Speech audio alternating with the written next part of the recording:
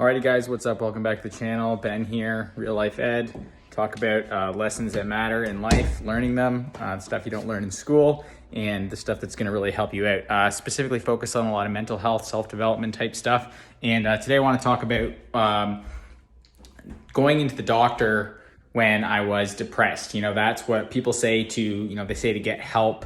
They say that you should, that's kind of the mainstream message is, oh, go get help. You know, there's professionals, seek professional help is like this thing that is just, people say it, right? If someone's struggling, if someone's suffering, or if someone's going through this really rough period, they'll say, oh, like he needs to get help. Like there's this thing that you can just go out and get, right? It's like you can just go buy it from the store. You can just go get your fix. And that's what people want to say so that it sounds like there's a solution. Right? They want to say, oh, they should get help. And on the one hand, sure, that's great because there are things you can do and there are things you can go take action on to get better. If you're struggling with like an addiction or, kind of a mental breakdown or depression or anxiety disorder, whatever it is, there definitely is things you can do. But what I want to talk about in this video is kind of my experience going to get that quotes help, from my doctor. And because that's where you start in the sort of conventional wisdom, and just talk about my experience there. So I think I was like 22 or 23 and I was just super depressed, didn't know what was going on, had done a little bit of counseling and that kind of thing, but it was just, just couldn't do anything, high anxiety, trouble, like just having any energy. And in hindsight, I have a lot more insight into, why that was. And it's a multifaceted thing. But at the time I was like, you know what? I can't seem to make any progress on my own, so I should go to the doctor. That's what I should do. I should go get, that help that everyone talks about. So I go in there, I talk to him, and, on the one hand, it feels really good because you're like, you're just honest. You're like, listen, I'm struggling with my mood. I'm depressed, and I'm just trying to do the right thing here, right? And you want to trust them because they're the professional. You want to go in there and say, what is sort of the solution? I'm willing to play ball here. So what should I do to start improving? And, that feels kind of good because you're like, okay, I feel like I'm being proactive, I feel like I'm doing something. And this is what he says to me. So the doctor says to me when I tell him, he does this little test. There's a name for this test. It's super common. It's like the mental health gradient thing where they ask you questions about, how depressed you are. And I have my own other thoughts about that. But anyways, so I do the little thing or answer the questions he asked me, on a scale of 1 to 10 this, or do you ever think this or whatever? Do you have self-loathing, whatever it is, this sort of list of things. And then he kind of says, you're very depressed. We would categorize you as being very depressed. And I'm like, well, okay, I guess I kind of knew that, but so now what do we do? And then honestly, he kind of just launches into this. This is what he says. He says, this is more than 40% of what I see. He said, 40% of what I deal with is people coming in with mental health problems. And then he says, we don't really know why this is, I think he said something like, maybe we don't, he was doing his best, but he says, maybe we don't talk to our neighbors anymore. We don't have the close small town communities, like they're just random speculation as to why people are more depressed. And there is some truth to that, but I mean, it's not that helpful when you're just, in there. And then he basically says that, there's options here, there's counseling, but he's like, the best thing I can offer you is medication. He's like, we've got these medications that work now, very effectively. And, they're not addictive, anything like that. They're these, amazing solution that I'm so glad we have, because he's like, that's really all I have to offer people. I didn't have anything to offer people before we had these medications. And so he's like, I just want you to know he's like, there's maybe a stigma around it, but you can take these medications if you want to take them. And that's really all I can offer you. You can definitely seek out some counseling and you can seek out maybe some other things, but that's what I can kind of offer you. And so, that's his job, I guess, to do that, to say that. There was no inquiry as to my lifestyle or anything like that. And this is not just to rip on the doctor, because he is a good guy and, he just doesn't know any better. Now, personally, I can't speak to medications because I've never taken them.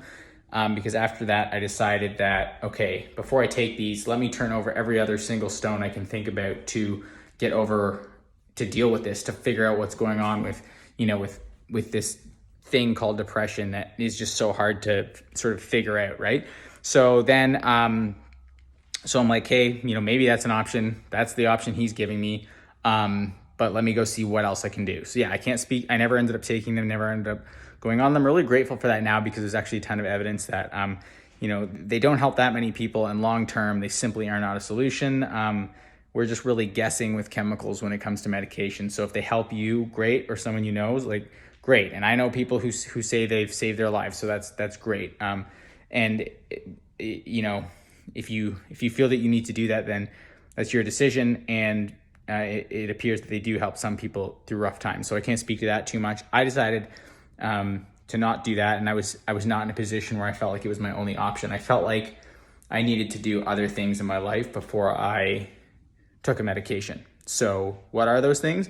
Well, I was like, it doesn't make sense to me that there's just one chemical that's suddenly gonna make me happier. I was like, if I don't change anything in my life. So I was like, I should probably change a whole bunch of things in my life and then see what happens to my mood and go from there. And it's kind of weird, because it's like, well, why wouldn't you do that before going to the doctor? But sometimes we just don't think that way. And then sometimes I think being confronted by the fact that, like, you're depressed, we're gonna give you a medication to fix you. It's like, well, maybe I could start doing some things to kind of fix myself. So that was kind of my experience. And from there, I started just reading, basically nonstop, reading, researching, listening to podcasts, reading forums about people who had tried medications, listening to podcasts about how effective they were, studying, what is the deal with these medications? What are alternative options? I started meditating. I got into diet. My mom's friend who had talked about, I mentioned the keto diet helping her depression. I was like, what was that about? I should revisit that. I started doing the keto diet. I saw improvement with that fairly quickly with my mood. I just started feeling better. I started, meditating, getting outside. I started trying to strengthen relationships around me and be honest and open with people, and just making these lifestyle changes to see, what was going on. And as well as counseling, I got counseling, therapy, just trying to talk through some things. I don't think ultimately that can really fix you either, but it's just a tool, and it can be a forum for figuring out what's going on inside of you. But ultimately that led me to realizing, and this is where I still stand, that no one's really broken. These chemical imbalance things are not, that's just all a farce. It's not true. The medications might help some people, but it's not a real fix. It's this fake fix that most people end up stuck with these medications lifelong, switching them around, taking more or less, never knowing what's wrong with them, and oftentimes suffering terrible side effects, feeling like they're broken, and then always really feeling like they've never dealt with this thing. So they're basically freeze-framed in this bad thing they've gone through, whether it's thyroid related or hormone related or circumstantially related. There's all these mix of things. They get freeze-framed in that. They get a diagnosis slapped on them. They get given these medications, and then they're just stuck on that, because there is still, I don't believe, any official program to get people off these medications. It turns out they are addictive a lot of the time, and that they're simply not a long-term solution. You're not supposed to take them long-term. Most people end up staying on them lifelong, or maybe it's the anxiety ones you're not supposed to take long-term. And that was the whole Jordan Peterson thing, right? Which is crazy. They've never studied them for longer than like 6 months or longer than like 6 weeks or something. But those are the benzodiazepines, the ones people go on. But yeah, these things have terrible withdrawals. There's forums on the internet. There's people who have talked about this. There's a doctor I follow, Dr. Kelly Brogan. She's kind of mocked in the mainstream medicine, but really she delved in on lifestyle. She used to prescribe. She was a psychiatrist, and then she got into helping people get off these medications through powerful lifestyle interventions and dietary interventions and detoxes and community and these different things to help people actually heal. But the truth is, a lot of people get stuck on these medications. They go in, they have the same conversation that I had with my doctor, and they say, this is my only door. My brain doesn't quite work right. This is the piece of the puzzle that's gonna, fix the chemical imbalance in my brain. And so I'm gonna go ahead and do this. And the truth is, it doesn't end well. You simply don't hear a lot of stories. A lot of people say it helped them. And like I said, I'm not saying it never works. I think it can help in the short term. I just think if you can avoid it by doing these other things that have no risk to them, why would you not do that instead of bringing in this other factor? Like, do you know how hard it would be to sort out your emotional problems when you've got this other factor of like fake chemicals? It's like being drunk all the time, basically. It's like drinking works too, but it's not a great long-term solution. There's a lot of things that can make us feel good by stimulating a chemical, but that is not dealing with the problem that's going on there.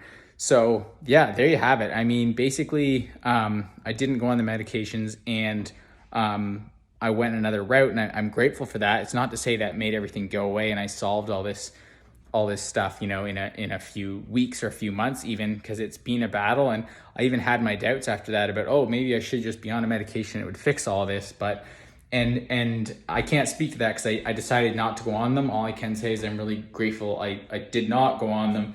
And I don't think that's a real solution. And I think it's kind of scary that there are people who are basically dependent on them who think that's the solution, because that's not real healing. And I really do believe now that real healing is possible. I've seen so many stories of people coming off these things with powerful lifestyle changes, like the carnivore diet, like taking the toxins out of their life, like nutrient-rich diets, like getting sun, being outside, like even having work they like to do. Most people just hate their lives, they hate their jobs, they're in toxic relationships, their family is, abusive, whatever it is, all these things. Like, those are the hard changes. Those are the big changes, but the big changes actually make a difference. Because here's another thing.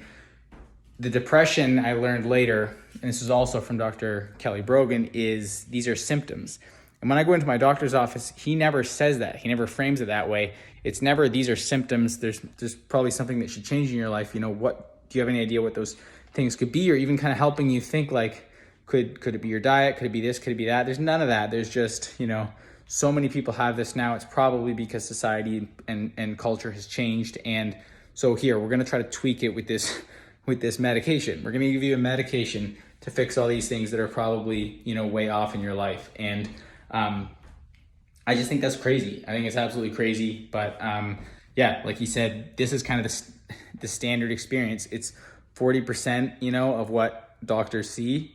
In his case anyways, that's what he was saying. 40% of people are going in with anxiety and depression and emotional and mental disorders, and that's all they can be offered. So, I mean, I just wanted to share that because for me, that was just a real eye opener. And I realized how common that experience was, but also that there's just no tools out there in the mainstream. I mean, thank God now there's more and more, even people like Joe Rogan talking about things like mushrooms, and there's all kinds of podcasts and YouTubers, but one of the reasons I'm doing this channel is just to shed light on this whole topic, because it's just like the real pandemic is, people committing suicide, people just dying. Even some of these medications include side effects, which can lead to more tendency to kill yourself. So anyways, this is not just to beat on medications, but I just think it's an important topic to open the conversation around the other things that we can go into. And that gets into a lot of the other videos on my channel, which are about using the carnivore diet, how much that helped me, and then just other lifestyle changes to basically improve your mental health, take control of your life, and learn these lessons that the experts really don't know. Like, they just give you textbook answers, and textbook answers aren't good enough, right? Like, these doctors, there's good ones out there, but most of them, to be honest, don't know shit about anything other than what's called acute trauma, which is like someone breaks their leg, they can help you set it or fix it. But when it comes to chronic illness, most of them are just clueless. And honestly, it was through looking to alternative sources like YouTube, like people's personal stories, that really helped me. So that's what I want to do, and hopefully it's helpful for you guys. So I'm going to wrap it up there. My name is Ben. This is Real Life Ed. And please drop a like. That helps more people find the channel, and happy to help in any way I can. Please subscribe if you haven't already, and we will continue on this journey together. So take care.